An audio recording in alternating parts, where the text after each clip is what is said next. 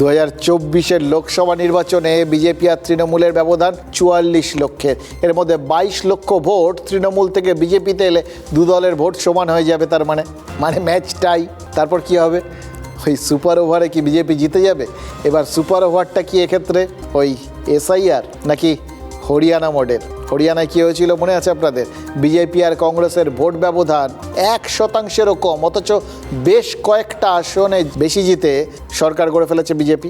2020-তে বিহারে আরজেডির থেকে 4% কম ভোট পেয়েছিল বিজেপি, কিন্তু আসন পেয়েছিল প্রায় সমসংখ্যক। কারণ বিজেপি শুধুমাত্র পাস মার্কস জোগাড় করার হিসেব করে ভোটে লড়ে। শুভেন্দু অধিকারী বাংলায় সেই হিসেবটাই করছেন। হিসেবটা এরকম: মুসলিম অধ্যুষিত 74টা আসনে তৃণমূলের ভোট কমানোর চেষ্টা হবে।